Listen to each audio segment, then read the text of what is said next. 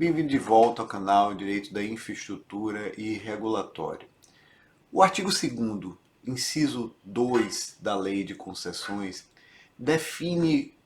concessão de serviço público como a delegação de sua prestação feita pelo poder concedente mediante licitação na modalidade de concorrência ou diálogo competitivo a pessoa jurídica ou consórcio de empresas que demonstre capacidade para seu desempenho por sua conta e risco e por prazo determinado. Na falta de regras mais claras na lei de concessão sobre distribuição de riscos nos contratos de concessão, essa expressãozinha, por sua conta e risco, constante do dispositivo que define o que é concessão de serviço público,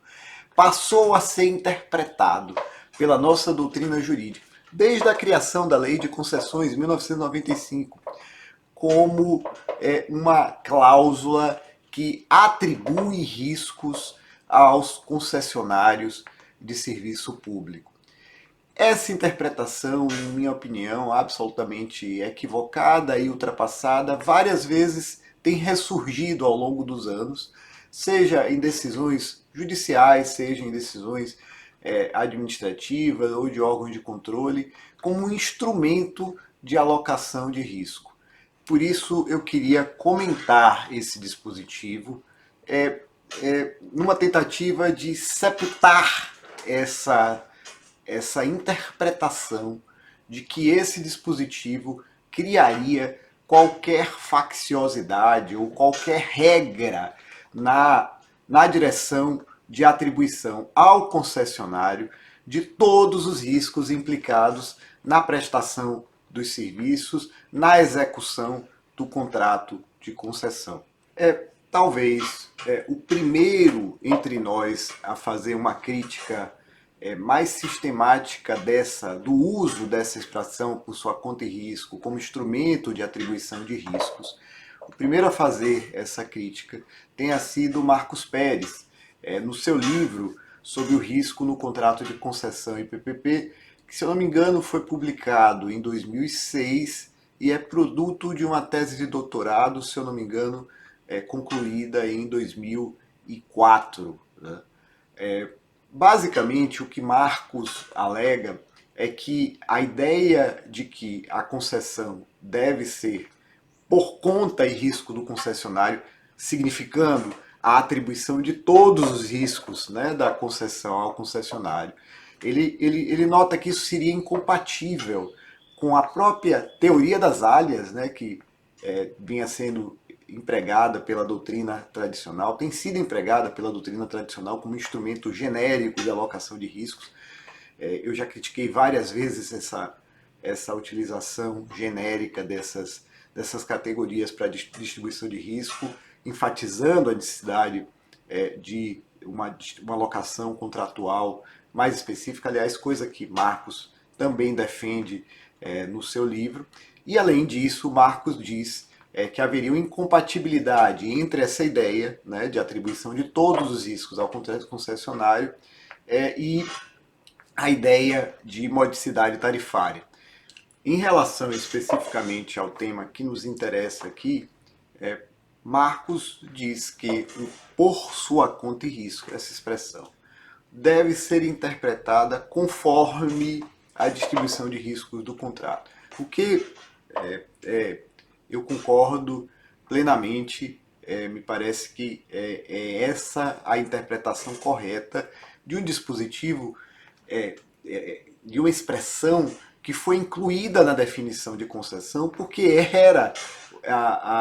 uma expressão que constava, né, dos livros de doutrina na época, como definidora, como instrumento de especificação do que era o contrato, de como era visto o contrato de concessão, quando comparado a outros contratos celebrados pela administração pública. Em reforço a essa posição de Marcos Pérez, né, que entende que essa expressão por sua conta e risco deve ser sempre interpretada em vista da alocação de risco prevista em cada contrato de concessão, em cada contrato de PPP, eu queria agregar um raciocínio que acho que ajuda a compreender por que essa expressão não pode ter o efeito de uma cláusula de alocação de todos os riscos ao concessionário ou de uma cláusula que cria uma facciosidade na direção de se supor, né, que os riscos são, em regra, atribuídos ao concessionário. A teoria do serviço público, né, que é a teoria que se aplica, né, às nossas que está por trás da forma como pensamos as concessões de serviço público, ela atrai para o Estado, ela atrai para os entes públicos, para os entes governamentais, a responsabilidade pela prestação dos serviços públicos. A ideia de que esses serviços são tão essenciais para a coletividade que o dever, né, de prestá-los deve ser atribuído ao ente público, que pode, né,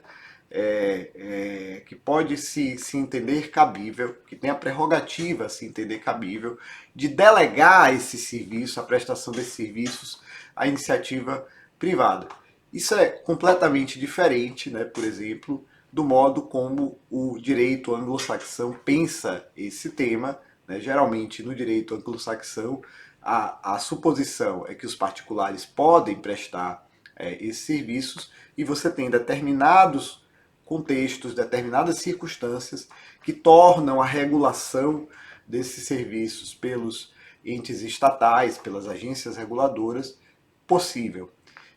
No caso do direito brasileiro, em que se adota a teoria do serviço público, em que a teoria do serviço público atrai para os entes estatais a prestação, o dever de prestação desses serviços, é preciso a gente ter em vista que o contrato de concessão, né, ele é produto de uma delegação. E é essa delegação que estabelece que riscos, né, o ente público que é titular do serviço, o ente público que tem as prerrogativas, né, de ter o dever, né, e as prerrogativas em torno da prestação de serviço, o ato de delegação é que define quais riscos, né, relativos à prestação daquele serviço foram transferidos para o concessionário. Portanto, eu queria agregar esse raciocínio como um reforço à ideia de que a expressão por sua conta e risco deve ser interpretada conforme os termos da delegação, conforme o conjunto de regras previsto naquele contrato para a delegação de um risco que originariamente, né, está atribuído ao titular do serviço, ao ente estatal que tem o dever, o poder-dever de prestar esse serviço. Então, com isso, me parece